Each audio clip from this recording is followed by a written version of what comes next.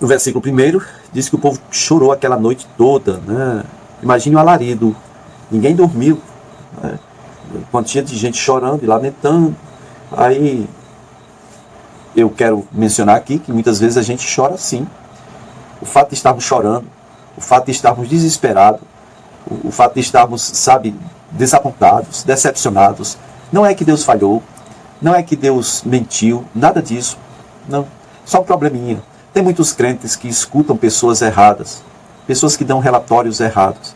Sabe, uma coisa é você observar a terra, a outra coisa é observar a terra conforme ou em paralelo com a promessa. Foi o que o Caleb fez, né? Caleb e o Josué. Tá? Esses outros 10 aqui, eles foram mais fracos que água com açúcar. Tá bom? Bom, é isso. Eles ouviram as pessoas erradas, e agora tinham aceitado aquela avaliação péssima e pessimista, e aí esqueceram da promessa. Muitas vezes é isso. Eu quero ver, eu quero ver para crer. Deus tem uma promessa? Tem. Eu já estou crendo, eu já estou andando, eu já estou na direção da promessa. Quando eu chego próximo a tomar a posse, deixa eu olhar, não, mas não é isso aqui não, eu não creio, não vai dar certo. Aí já começa a fazer aquela confissão negativa, contrária à promessa de Deus. Pelo amor de Deus, né? Bom, queridos, então a promessa que Deus tinha feito a Abraão agora era só uma mentira, não passava de uma mentira, certo? Versículo 2 diz que eles murmuraram contra Moisés e Arão. Eles poderiam, né? Moisés poderia ordenar a volta do povo ao Egito. E Arão foi vítima também dos ataques, das queixas deles, porque era o segundo homem, né, na hierarquia, a autoridade. Ele era o sumo sacerdote, né, certo? Então, de que adiantaria tudo aquele ritual se Deus não pudesse dar a eles um lugar decente para viverem, né? É o que diz o comentário de Chapa. Foram necessários grandes milagres para livrar o povo de Israel do Egito. E agora o Egito parecia um ótimo lugar onde eles poderiam voltar a viver. Que história é essa? Pelo amor de Deus. Então, no deserto eles eram livres, mas eles não encontravam satisfação. E, sabe, ficavam pensando como seria bom se pudesse voltar para o Egito. Lá tinha comida, tinha um lugar fixo para morar, né? Não era qualquer lugar, acampando e desacampando e andando, certo? E então eles viam o deserto só como um bom lugar para morrer, certo?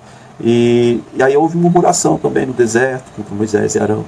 Versículo 3 diz que por que o Senhor nos fez, por que o Senhor nos trouxe para essa terra? Ora, não é a terra da promessa? Deus iria trazer para onde? Iria levar eles para onde? Né? Estavam agora enfrentando essa incredulidade, agora estava acabando. Eu acho que não sei como é que Deus se sente. Eu não falaria nada com Moisés, não. Eu só destruiria logo de uma vez e faria o que melhor fosse. Ia ficar feio na história? Ia ficar. Mas paciência tem limite, né? Veja bem, ele foi guiado pelo deserto, o povo foi guiado pelo deserto. Tudo parecia estar correndo bem. Abre e fecha aspas, tá bom? Mas agora estavam diante do inimigo que eles não podiam vencer. O inimigo que podia aniquilar a vida deles e acabar com eles. Então agora eles tinham afrouxado, vamos dizer assim, né? Afrouxou, certo? E queriam voltar atrás, né? Agora, veja bem, a questão é, que tipo de Deus seria esse, capaz de forçar o povo dele a uma barbaridade tão grande, né? Um desespero tão grande. Eles tinham esperado um resultado melhor, um caminho mais fácil, certo? Era o que eles estavam falando lá. Já pensou se Deus tivesse realmente trazido eles para cair nas mãos dos cananeus, serem derrotados, destroçados? Isso não é Deus, isso é, sei lá, está confundindo Deus aí com o demônio, com o diabo. Porque a Bíblia diz que o Senhor é bom, Ele é fiel, Ele cumpre suas promessas, Ele não engana. E o que o povo está dizendo aqui com a rebelião deles é que Deus fez isso, fez uma brincadeira de mau gosto, trouxe eles ali para eles morrerem. Não é essa a visão de Deus. É que eles estavam com a visão muito do homem ali, né? O homem incrédulo ainda mais.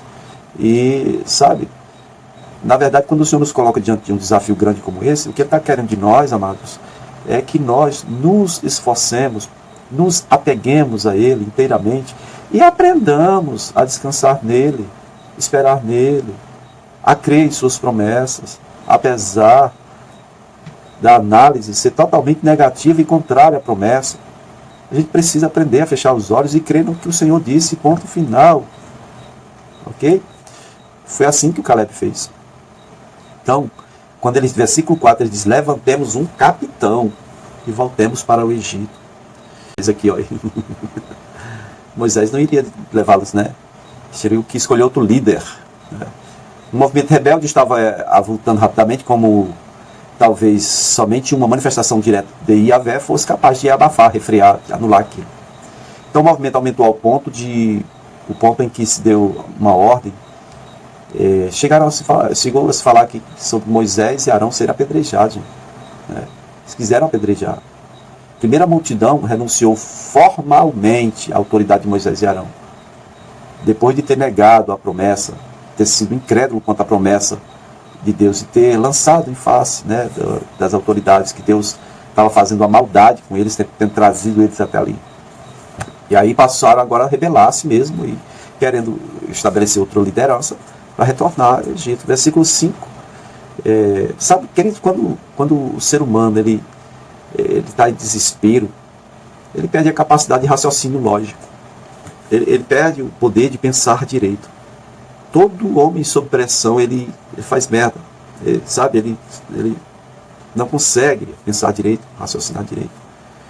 Bastava parar um pouquinho e pensar como é que Deus iria trazer a gente para cá, para deixar a gente morrer ali. Não seria mais fácil ter deixado morrer lá no Egito? Ou deixasse a gente na escravidão lá? Que raciocínio lógico tem nisso? Como é que Deus iria fazer isso, gente?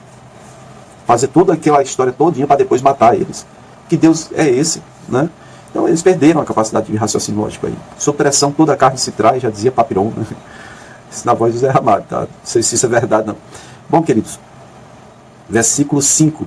Então, temendo perder a vida e consternados diante da rebeldia e da perda da oportunidade de entrar na terra, né, a terra prometida, Moisés e Arão puseram-se a lamentar, embora por outras razões, né? A lamentação deles, eu acho que era devido à rebeldia do povo contra Yahvé. Não era por causa de suas vidas. Peraí, Yahvé, eles estão querendo matar a gente. Nada disso. Não. Moisés aqui agora está defendendo um povo que está querendo matar ele. Parece com quem, Moisés? Moisés é o que diz que vai aparecer um profeta semelhante a ele. Moisés intercedendo pelo povo rebelde que estava querendo apedrejar ele e o Arão.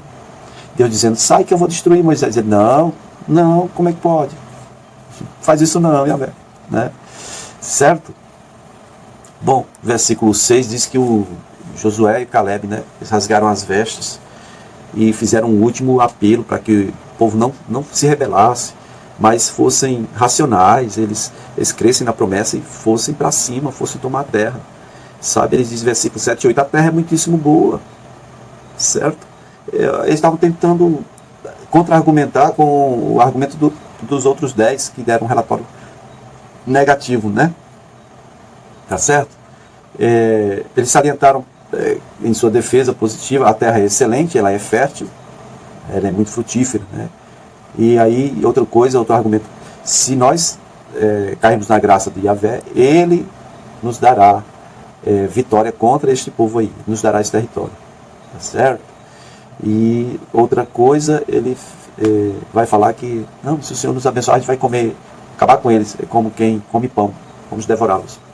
Então, nessa parte que ele fala, vamos devorá-los, aí a gente associa a expressão, a terra que nós fomos espiar é a terra que devora os seus moradores, ou seja, vamos devorá-los como pães. A ideia aqui agora fica mais clara, né, gente? É como se eles estivessem dizendo que se nós de Israel aqui fôssemos atrás da terra, eles lá iriam nos comer como quem come pão. Né? Canibalismo mesmo, né? Não é literalmente não, gente. Eles iriam acabar, aniquilar a gente, né? Ok? Olha aí o versículo 9, o Caleb, junto com Josué, diz, não sejais rebeldes contra o Senhor, recusar-se a possuir a terra que Deus tinha prometido a Abraão, em promessa, né? E agora foi confirmada a Moisés. Isso é uma rebeldia terrível, né? Não é só que a rebeldia aqui não é só o caso de estarem querendo apedrejar Moisés e voltar para o Egito, não. Mas a rebeldia, no caso de abrir mão da terra que Deus prometeu e dizer que Deus estava querendo era matar eles, tá? Uma promessa mentirosa, enganosa, tá bom? É isso que eles estão atribuindo a Yahvé. Como Deus iria se sentir bem com isso, né? Bom, quando o Caleb fala que como pão os podemos devorar, o comentário de Chapo diz, os ferozes habitantes cananeus da terra prometida podiam ser derrotados e seus ídolos destruídos tão facilmente como um homem senta-se para almoçar. A presença de Yahvé poderia continuar com Israel, conforme vinha acontecendo a cada passo até aquele ponto. porém, eles não podiam rebelar-se contra o Senhor, né? Não tinha motivo para ter medo. Os israelitas estavam olhando para os gigantes e não para Yahvé.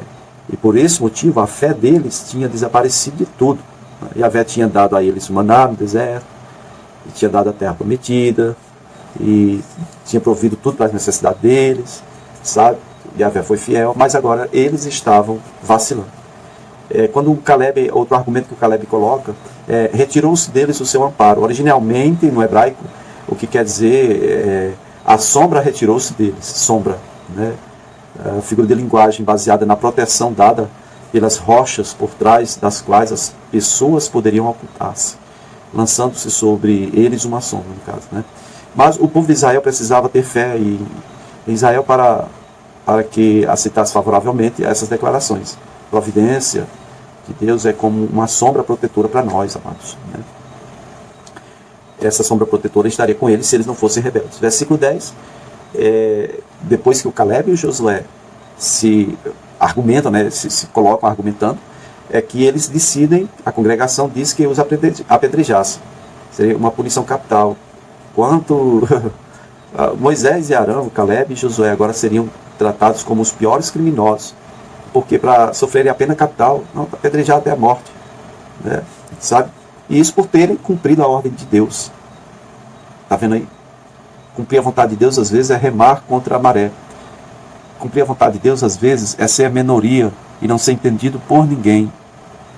Cumprir a vontade de Deus, às vezes, é ter que encarar a maioria e dizer: olha, vocês estão todos errados. Nós devemos invadir a terra. O Senhor nos dará a vitória. Cumprir a vontade de Deus é reafirmar a promessa, mesmo quando ninguém mais crê. Então, o que acontece é que Deus, o Senhor, interveio, né, e fez com que a sua glória aparecesse ali, impedindo esse apedrejamento, certo? Esse absurdo, né? A manifestação de Deus assustou os israelitas e conferiu aos agentes do Senhor, né, as autoridades, né, Arão, seu irmão, Moisés e Arão e Josué e Caleb, né, certo? Yahvé agora estava ameaçando o povo de Israel, ameaçando de destruição. O que você acha disso? Você acha que Yahvé tinha que assistir isso, caladinho, ficar quieto? Se não fosse a intervenção de Deus, você acha que o povo iria poupar Moisés, Arão, Josué e Caleb? Ou eles iriam rodar? Eu acho que eles iam morrer. Não fosse a intervenção de Deus. Aqui nós temos um último princípio que eu quero colocar para vocês. Quando Deus nos manda fazer alguma coisa, ainda que a gente tenha que encarar a maioria, no momento certo Ele mostra sua glória. E mostra de que lado Ele está, com qual visão Ele está. Ok? Que o Senhor possa abençoar grandiosamente a você, sua casa, sua família. Muito obrigado por estar comigo nesse canal.